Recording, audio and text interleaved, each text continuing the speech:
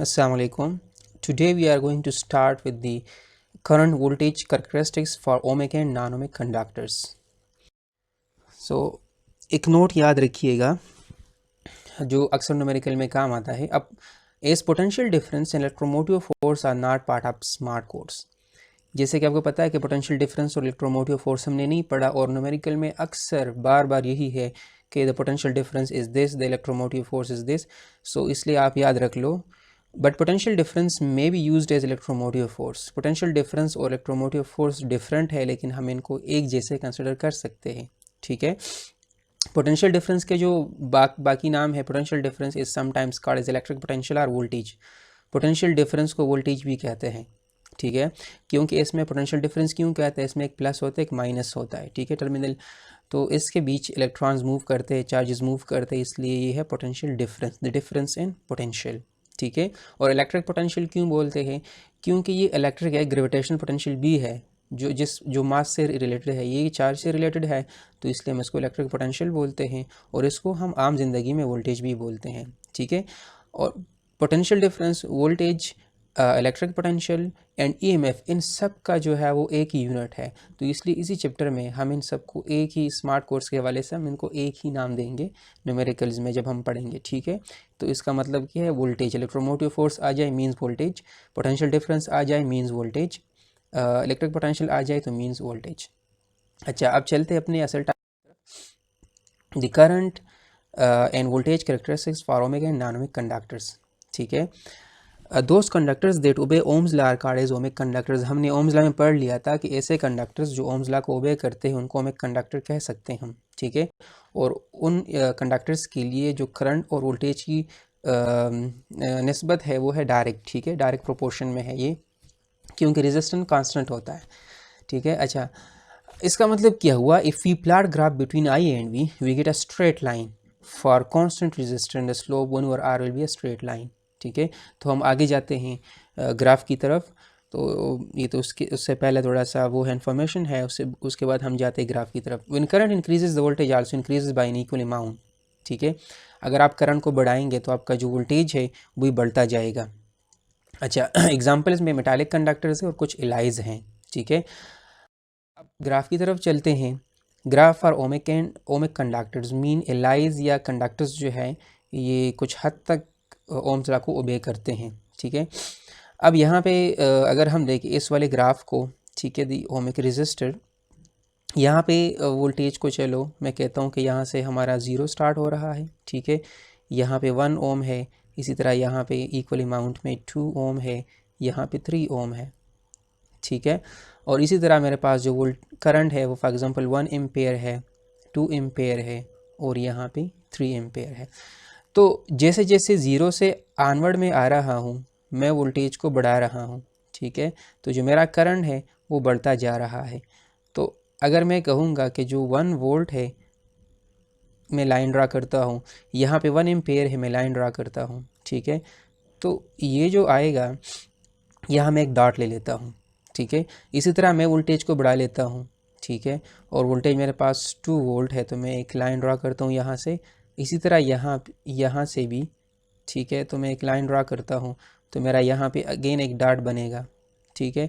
इसी तरह यहाँ पे वोल्टेज, ठीक है, मैं बढ़ाता जाता हूँ, और तो करंट मेरे पास उतना ही बढ़ता जाएगा.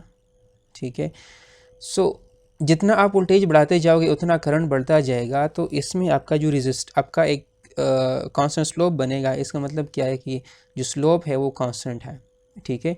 अब स्लोप मालूम करते हैं, स्लोप बराबर है y divide by x axis के. तो y एक्सिस पे करंट है और x एक्सिस पे वोल्टेज है, और जो स्लोप है वो 1 ओवर r है, रेजिस्टर वाला स्लोप है. तो 1 over r is equal to del v by del I. इसको क्रॉस मल्टीप्लाई करेंगे तो ओम्स लॉ बनता है del v is equal to del I into R. इसी तरह आप कंफ्यूज होते हैं कि ये तो हमारे पास सिर्फ x और y एक्स मौजूद है. ठीक है. तो ग्राफ तो हमने पढ़ा था, उसमें x ओ x और y ओ y प्रेजेंट होता है. तो यहाँ भी अब देखिए ये असल वाला ग्राफ है, this is x O x prime. ठीक है. और यहाँ पे y O and y prime है. ठीक है.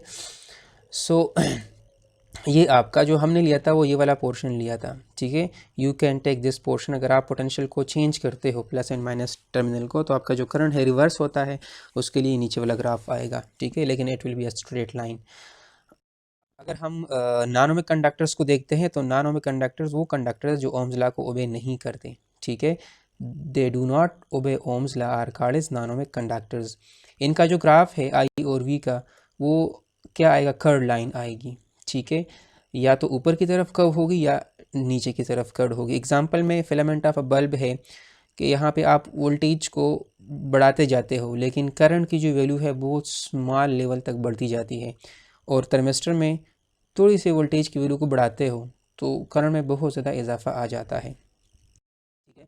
उसके लिए अगर हम देखें फिलामेंट का जो नॉन कंडक्टर नॉन-ओमिक कंडक्टर में जो फिलामेंट का ग्राफ है बल्ब की फिलामेंट का, वो इस तरह आएगा कि स्टार्ट में तो आपने वोल्टेज को बढ़ा दिया, आपके पास करंट बढ़ता जा रहा था, ठीक है, एक स्टेज आ गया, ठीक है।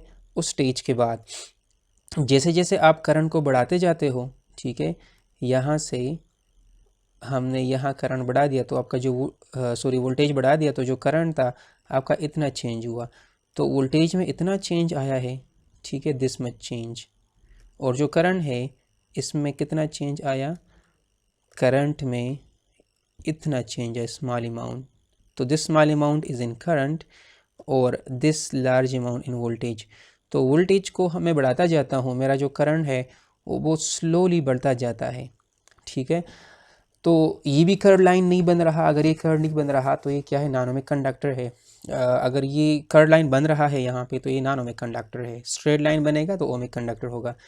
थर्मिस्टर में अब जैसे मैंने वोल्टेज को थोड़ा सा बढ़ा दिया है, ये वोल्टेज को मैंने बहुत ज़्यादा बढ़ा दिया तो करंट जो है वो स्मॉल अमाउंट में बढ़ता जा रहा था, लेकिन एक स्टेज आ गया जैसे जब मैंने करंट वोल्टेज को थोड़ा सा बढ़ा दिया ये, ठीक है, तो मेरा जो करंट है वो यहाँ से इस पॉइंट से किस पॉइंट तक आ गया, इस पॉइंट तक आ गया, ठीक है।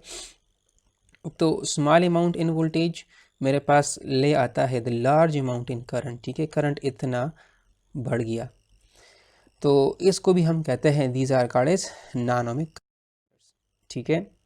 अगर हम इनको एक्स ओ एक्स और वाई ओ वाई देखना चाहते हैं, सो ये आपका एक्स है, ये आपका ओ है और ये आपका एक्स प्राइम है, ठीक है।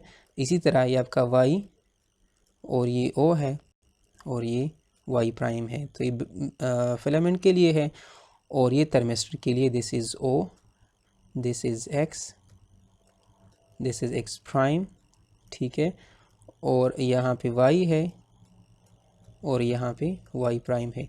अच्छा, हम हमेशा फर्स्ट क्वाड्रेंट को क्यों लेते हैं, क्योंकि फर्स्ट क्वाड्रेंट जो है हमारे पास सबसे इजी होता है, ठीक है, this is the first quadrant, तो ये सबसे आसान होता है, दोनों वैल्यूज़ एक्स और वाई की वैल्यू पॉजिटिव होती है, तो हम कोई चीज़ ड्रा करते हैं बहुत आसानी से हम ड्रा कर सकते हैं, इसलिए हम फर्स्ट क्वाड्रेंट को इस्तेमाल करते हैं ग्राफ प्लॉटिंग के लिए, ठीक है।